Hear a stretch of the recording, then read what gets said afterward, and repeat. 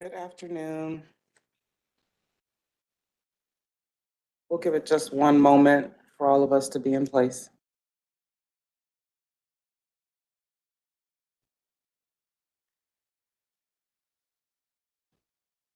Good afternoon. This is Jennifer.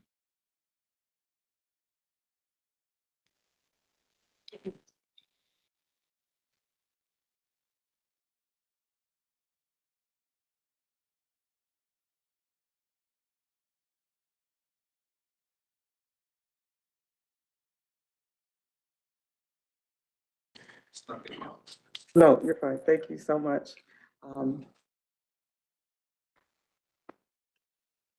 Thank you all so much for being present today. Today is Mental Health Awareness Day, and I just want to bring our attention to that. You'll see that I have on green pants. I encourage everybody before I call this meeting to order to just spend a few moments today reflecting on their own mental health and becoming more mentally aware of those around us. I will go ahead and call our October Audit and Finance Subcommittee meeting to order. Pat, can you take roll for us, please?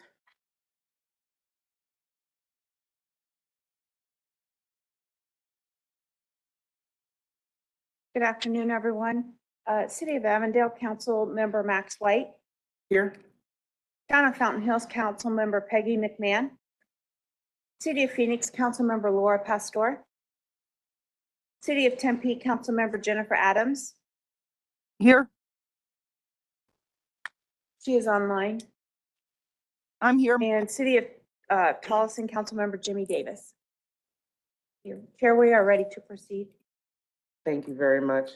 We will go ahead and move to item number 1, public comment.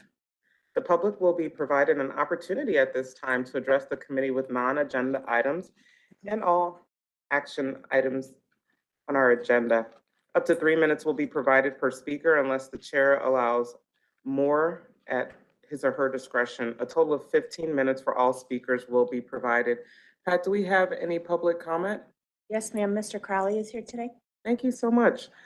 Mr. Crowley?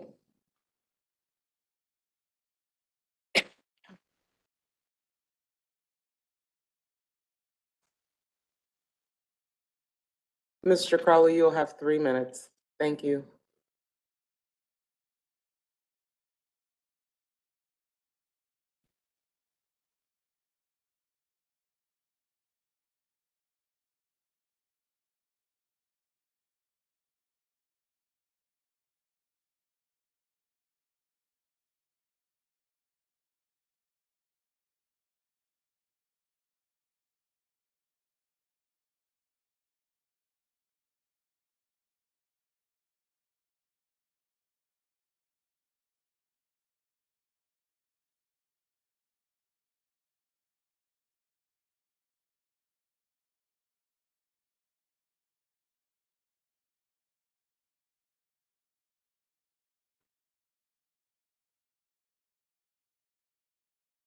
Oh, that when I'm talking to you guys about how the thing is and what is a hole in it and how I continually came up here and said, when is this part going to be done?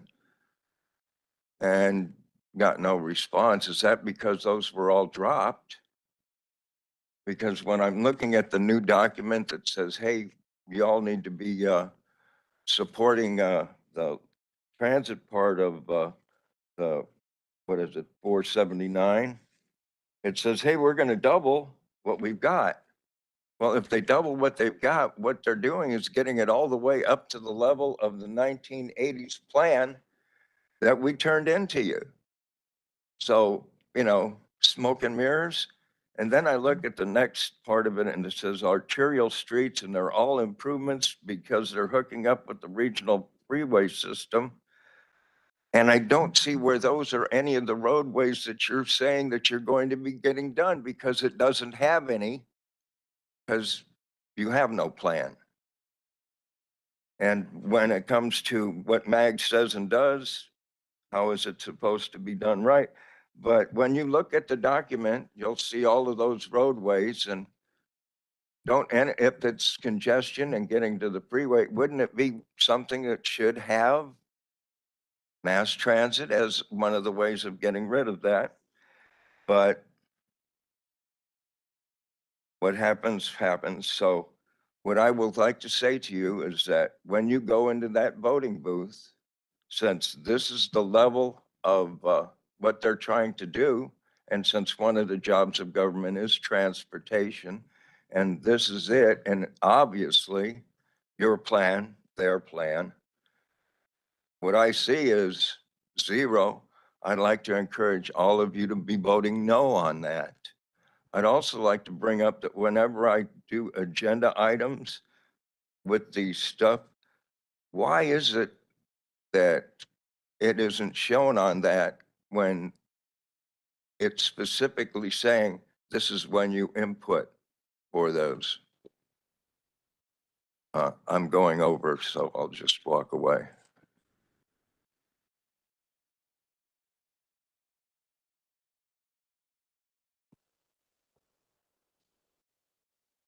We have any additional public comment? Thank you so much. We'll move on to agenda item number 2, Chief Financial Officer update. And thank you so much. We're ready for your presentation. Certainly. Thank you, Madam Chair. Get the slide advanced here. Okay, so just one item from my report here in October. I wanted to share with you our update on PTF. That's our transit share of the countywide sales tax through September. Through September, we're at about 1% under prior year. So the growth in the sales tax has slowed, and now we're at a point where we're dipping just a little bit below prior year actuals. We'll be keeping a very close eye on that as this goes forward, and we'll be seeing ADOT's forecast for the remainder of the Prop 400 time horizon coming out here in probably a month or so. It's usually October, November timeframe, and so we're eager to see where their forecast lands and see how that may impact remaining balance of our transit lifecycle program through Prop 400. But that's my update. Happy to take any questions. Are there any questions? Thank you for your update. Moving into item number 3, this one's for action. Our prior meeting minutes from September 5th, 2024 require approval. Just take a moment to review those minutes. Are there any corrections, additions, or edits to the minutes? I'll entertain a motion to. So moved. Thank you. I'll second the motion. I have a motion from Councilmember McMahon, a second from Councilmember Davis. All those in favor, aye? Aye. Aye. Any opposition? Motion passes. We will accept our minutes from September 5th meeting. Moving to item number 4, fiscal year 2026 preliminary service level budget assumptions. This presentation is going to come from Tyler Olson, Manager Budget and Operations Financial Controls. Thank you so much, Tyler.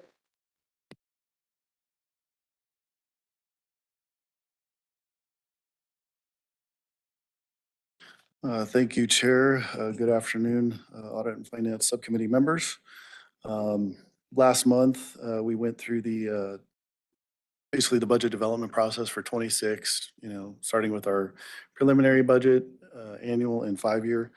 This month, I'll be talking about just the high-level assumptions that go into that, not really the numbers so much. We end up sharing that with your member city staff on October 31st, so coming up. Again, the purpose for this budget is really to get into your budget process through your annual IGA, really identifying the transit service in your areas and intending it as not to exceed amount very early in the process. So we'll have some high-level contingency in there. We'll continue to refine those numbers as we move forward in the budget process and ultimately pull those numbers back a little bit. So we did share this with your city staff during the September Financial Working Group meeting, and we'll get started with our PTA. Taking a look at local forecasts. So really, these are the cities that have transit funds for their 24 kind of forecasts versus actual. Some cities did better than planned. Some cities didn't do as well. We are noting, as we've talked about at this meeting and previous meetings, some year-over-year growth rate. The revenues have been so strong for quite a long time. Starting to see that pull back a little bit. So we'll be mindful of that as we move forward. Digging into PTF a little bit further here, performance for FY '24 compared to '23, again, in the green there, so positive 9.6 million. They are starting to slow down a bit, so again, we'll keep an eye out on that. For federal funds, we're budgeting about a 1.5% increase in the federal PM and operating assistance. Advertising is going to be fairly flat. We do have a minimum annual guarantee of $700,000, and so we'll plan on using that assumption on the revenue side for '26.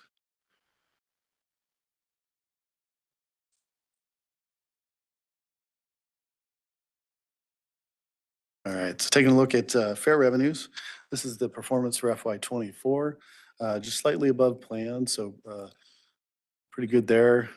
Essentially, we'll plan on using the '24 actuals as a base for '26.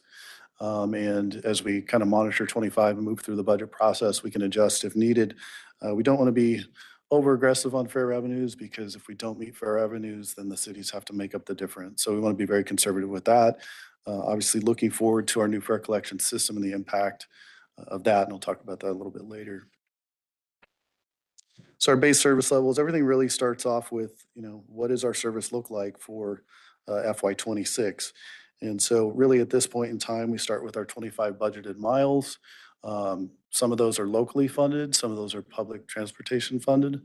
And we have kind of the three main contractors or agencies within the region. Phoenix is one of those. They operate their own service and they submit reimbursement to Valley Metro for public transportation funds. And all that's determined through the Transit Life Cycle Program and available JE to draw down through the remainder of Prop 400 program. So starting with the 25 budget, we'll take the 26 changes.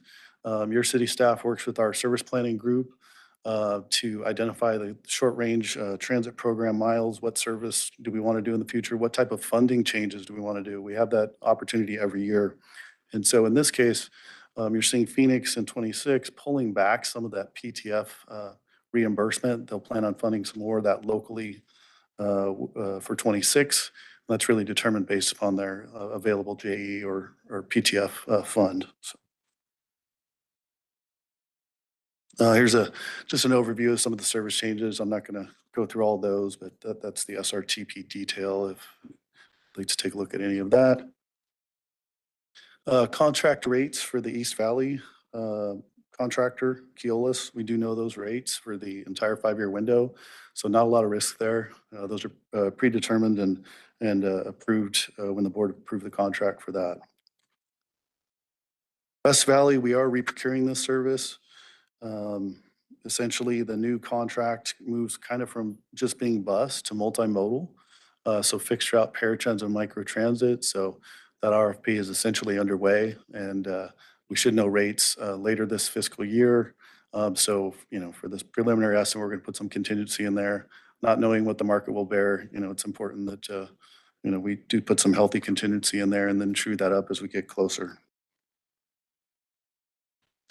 For fixed route bus, fuel is, other than contractor, fuel is one of the biggest expenses. Contractor and fuel together is about 95% of the bus program. Most of our fleet is natural gas and the remainder is diesel. Really not a whole lot of concern at the moment as far as pricing on that. And then facilities, it's more informational, but we do own the Mesa bus facility. We operate our East Valley contract out of Mesa and Tempe. We perform the facilities maintenance ourselves at Mesa. And then Tempe, we lease that facility, and Tempe essentially bills us for our portion of that facility and costs as well as fuel.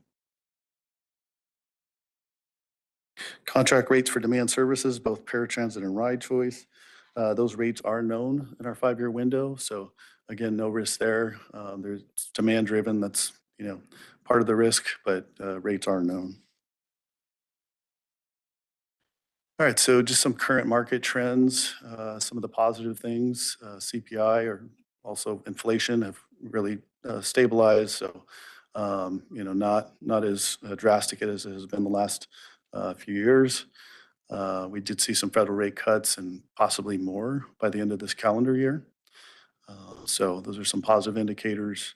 We're still monitoring, as mentioned, the PTF year over year growth. and, you know, some other economic indicators out there around savings rates and credit card debt going up for many consumers. So other initiatives and risks that we want to mention, the strategic plan that was approved by the board last year, obviously going to continue to drive our budget process. And when we bring initiatives to you, as we present this starting in March, we'll be identifying, you know, what are the increases in the budget? How do they tie to that plan that the board approved? And then, of course, our fare collection system modernization in 26, we'll have 12 months of actuals of using that system. And so we'll be monitoring revenues this fiscal year as we continue to roll out those additional sales channels and some of that point of sale control that we're all looking forward to increase our fare revenues. Obviously, Prop 400 is going to be expiring here at the end of calendar year 25. The extension is going to voters for their approval next month. And another big ticket item we've talked about previously was the rental sales tax, essentially discontinuing in January of this year, so coming right up. So that's, you know, we know that that's an impact to member cities, and we're being mindful of that as we move this budget forward. With that, that concludes my presentation on RPTA. I'd be happy to address any questions before we get into VMR. Thank you so much, Tyler. I'll pause and first go to our online participants. The chair wants to acknowledge that we have Councilmember Pastor that has joined the meeting with us to ensure attendance is captured. Any questions from our online participants?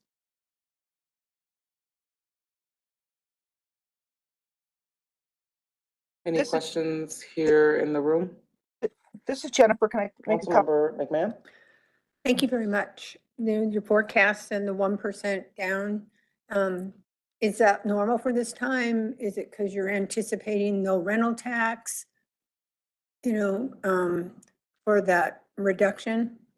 And is there a way you're going to try and make it up? I'm sorry, Councilmember McMahon, thank you for the Yeah, when question. you first started, you said the forecast, you know, it's below average, it's down like 1%, certain areas. So I was wondering With this slide? what you attributed that to in your forecast. I know fair revenues were slightly above forecast by 1%. Okay.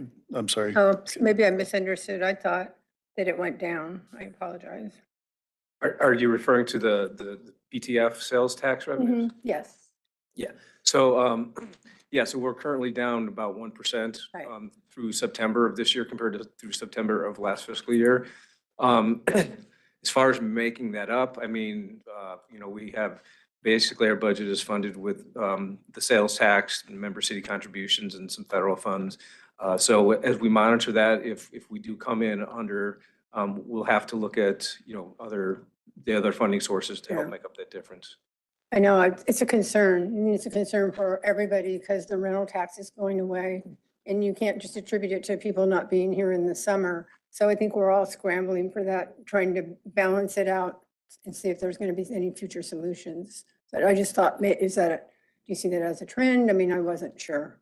Yeah, I mean, the growth, right, since the pandemic was really good in the sales tax. And then over about the last year or so, we've seen the growth slow. And just in the last couple of months, we've seen where it's actually declined to the point where we have year over year negative growth at this point in the sales tax. We'll keep an eye on that. It's a small amount. It's actually a little under 1%. It's like 0.8% cumulative through the first quarter. So obviously that's something we'll be keeping a real close eye on. Thank you. Okay, thanks, Ken. Thank you for the question, Councilmember. I also have a question for you in regards to the contract rates for West Valley Bus. I know there's a projection there that we have in place that we set up for FY25. I guess I was wondering, why don't we have a placeholder rate for FY26 there as we're going to begin that budgeting process right now? It would have just made sense to see that. Is that what the red line is, or is there a placeholder? Thank you, Chair. So good question. We do have an independent cost estimate as part of this through our contractor WSP, I believe, did that work. Who's done some independent cost estimates for Keolis and possibly other providers. But we will include that. We're just getting that from our subject matter experts over this area. And so we will essentially plug something in there that is our best estimate at this time. Okay, thank you. That's all I had. I appreciate it. If there are no further questions, we can go on to VMR. Right, so moving into Valley Metro Rail, kind of going over the same areas here. For advertising, we do have a minimum annual guarantee of 1.3 million, I think rounded. And so, we'll have those revenues in place. For federal, very small increase, 1.2 million. So, that is helpful for that. Those cities. On the fair revenue forecast side of things, it's actually a higher than planned significantly for Valley Metro Rail. We're continuing to monitor that in 25, and we're going to adjust accordingly. And essentially, for our 26 budget, use those actuals, most recent full year of actuals there for 26. Rail transportation, our assumptions are going to be 12-minute headways. We do operate 15-minute headways today. We budget for 12. That gives us the flexibility to move to 12-minute headways should our rail member cities want to do so. Alternate Concepts Incorporated is our operations contractor. They provide the operators and management and oversight of those operators. And essentially, they have a 4.5% increase with the current contract. Allied Universal, they provide our fare inspection security today.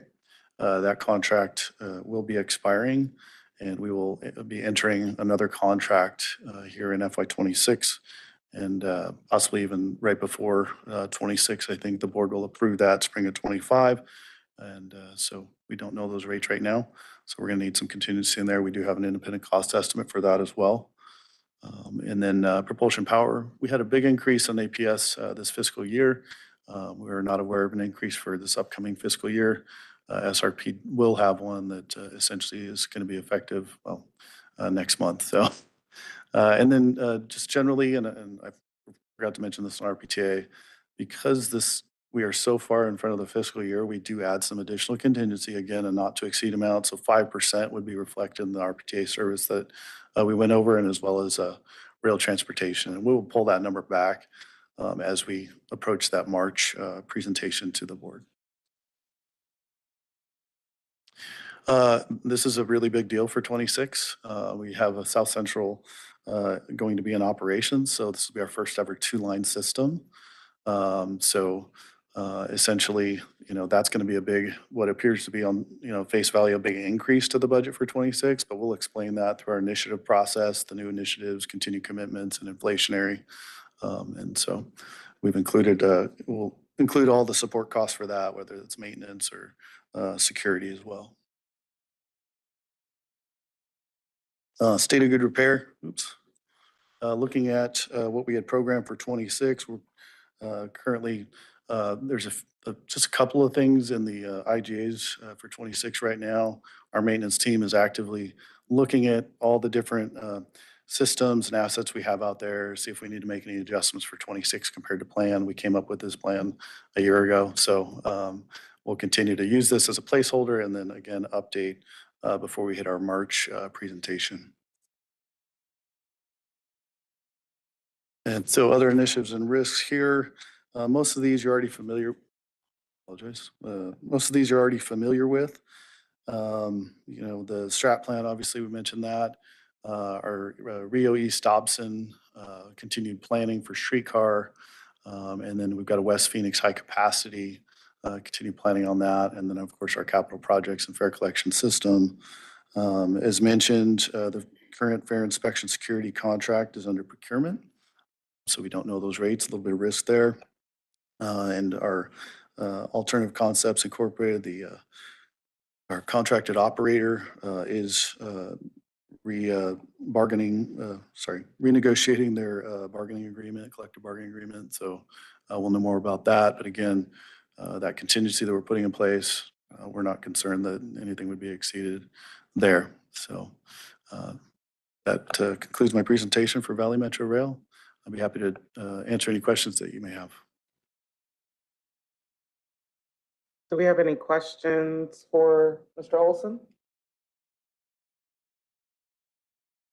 Hearing and seeing none, thank you so much for your presentation. I appreciate it. Thank you.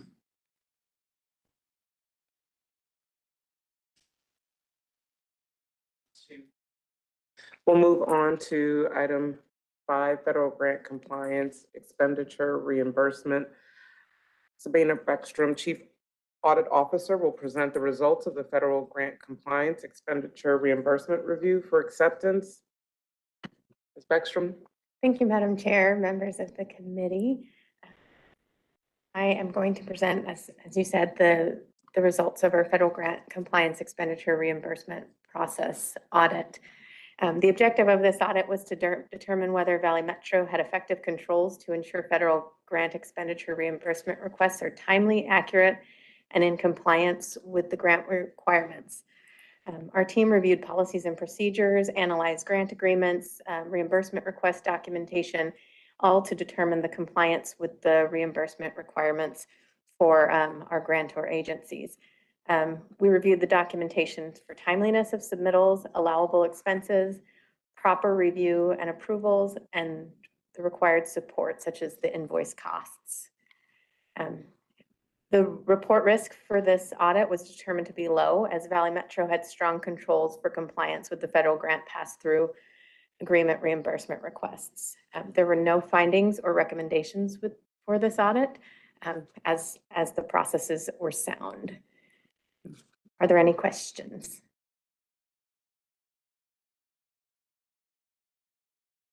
Do we have any questions from our online participants? Any in the room? I just want to recommend that we accept the report with high commendations. There were no findings and no recommendations, which is amazing. That's very challenging with federal grant programs, and I don't want that to kind of fall lightly. That's a lot of work. This is a big agency. We got a lot that we're doing throughout Maricopa County, and I'm very proud of that work. Ms. Beckstrom, your entire team, thank you so much. So we will move forward with the recommendation. This is an action item. Staff recommends that AFS accepts the federal grant compliance expenditure reimbursement request process audit report. I'll entertain a motion in a second. So moved. I motion. Second. I'll second that motion. We have the motion by Councilmember McMahon. The motion was seconded by Councilmember Davis. All those in favor? Aye. Aye. Any opposition? The ayes have it. Thank you so much. Moving on to our next agenda item. I'll turn it back over to you, Ms. Beckstrom, for our fiscal year 2024 annual audit report. Thank you, Madam Chair. As with every year, I've compiled an annual audit report for fiscal year 24, detailing out the work that was completed over the fiscal year. I'll highlight that during the fiscal year 24, the Internal Audit Division completed 7 internal audit and 8 safety and security audits, provided assistance to external auditors, and followed up on the implementation of 26 internal audit recommendations. In addition, in this annual audit report, I completed the annual attestation of the organizational independence for internal audit, that our internal audit unit remains independent as required by the International Professional Practices Framework for internal auditors. Are there any questions about the report highlighted?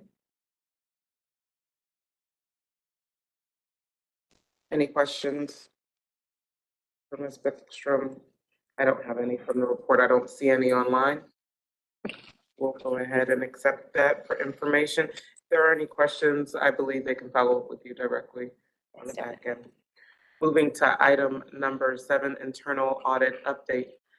Ms. Beckstrom, please continue for us and provide an update on actions taken in the internal audit and external reviews and prior audit findings and recommendations. Thank you, Madam Chair. As previously mentioned, internal audit completed the federal grant compliance expenditure reimbursement request audit in September. Additionally, we've completed 2 safety and security audits related to facilities and equipment inspections and maintenance inspections. Internal audit determined that Valley Metro demonstrated overall compliance with inspection requirements, and there were no corrective actions issued. And then we also have these audits here on the screen in process. We have the credit card audit, the travel reimbursement audit, and information and cybersecurity training programs audit, and our internal safety and security audits that we do on a cyclical basis. And then for we follow up on all recommendations that we provide in our audit reports. We currently have 13 open recommendations that are in process and 1 closed recommendation.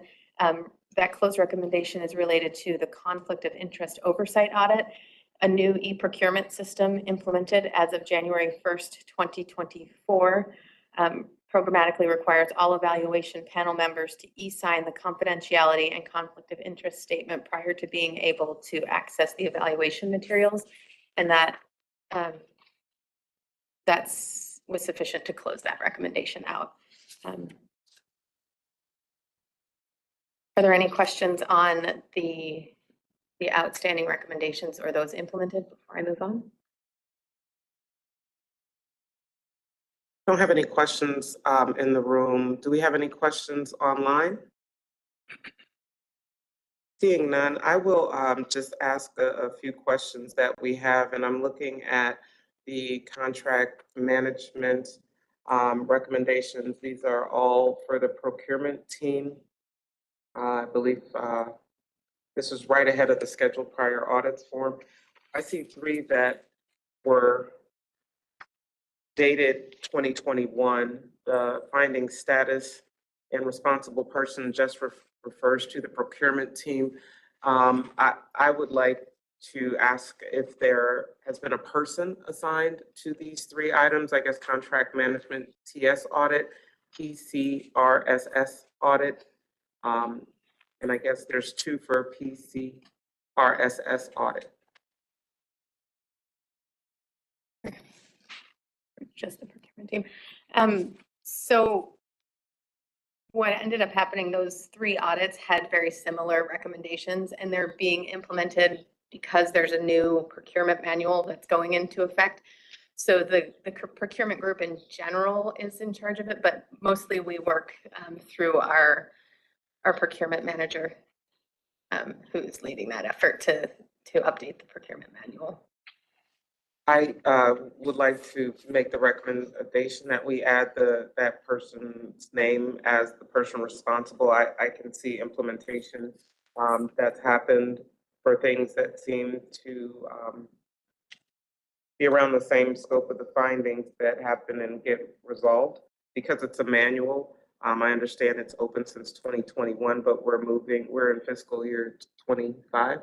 And I'd like to be able to assign a person to make sure we can have that closed out as soon as that's done. And it looks like everything that gets closed has a name and person tied to it.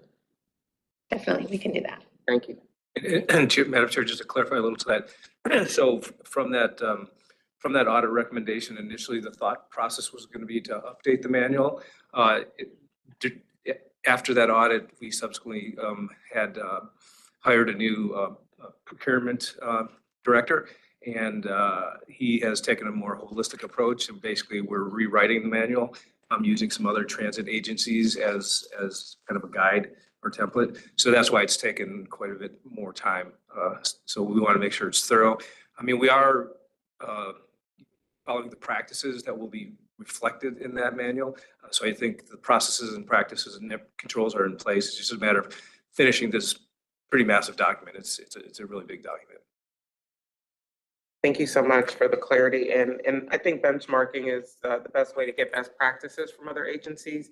And it sounds like a huge undertaking. I think being able, especially if you've had change in leadership, I understand a team would be responsible, but I think having that team leader be at the top here might make it easier for the committee and the public to understand the accountability matrix. Thank you. Any other questions, concerns? And this report is for information only. All righty.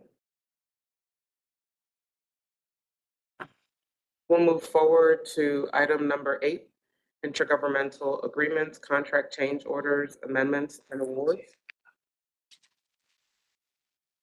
This is included in our packet. If there are any questions, we have Valley Metro staff available here in the room, or you can send that information over to your city's liaison to have them interact and get those questions answered by Valley Metro staff. Okay.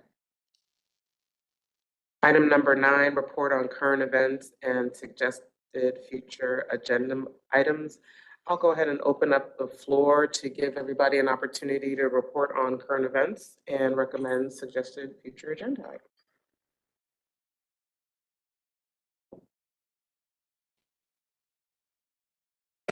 Yes, I do.